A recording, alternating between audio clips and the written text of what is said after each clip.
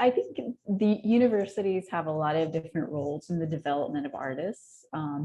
One, I think, is exposure, because I think most young artists, even if they grew up in an amazing city full of art like Miami, don't have much exposure to the arts. So I feel like that's foremost one of my first things. So like when I teach drawing, part of what I'm doing is taking that definition of drawing that students have that might be kind of small and finding ways to explode it by showing them different artists and different ways that artists create drawings, whether it's creating drawing machines, drawing on transparent materials, drawing directly on the wall, drawing on fabric that becomes sculpture, whatever. I think that exposure of what's happening, contemporary artist studios right now, as well as art history, is one of the most important things that a university does for artists.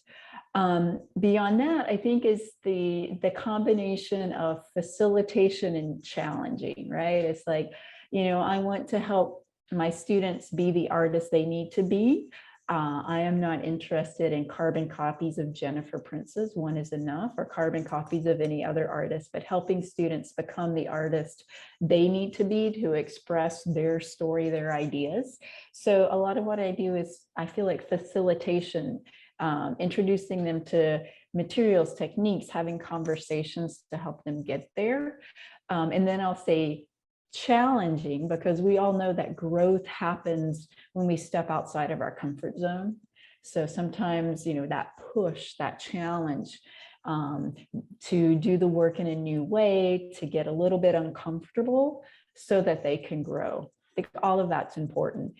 And I think definitely in today's world, it's really important that universities are helping artists get an understanding of what it takes to make a career in the arts and the multiplicity of ways that artists do that. I know when I was a student, like there weren't a lot of tracks that were presented. It's like you can be an artist who sells everything and that's how you make your living, or you can be an educator. And I try to show my students and talk to them about all the different ways in which people are living as artists, making a living, so that they can feel they have the tools to develop their life in the way they want, and that can be professional practices, that can be that exposure again, that can be helping to make connections. There's a lot of different ways in which I feel like universities can help the students thrive out after they graduate, through that layer of education.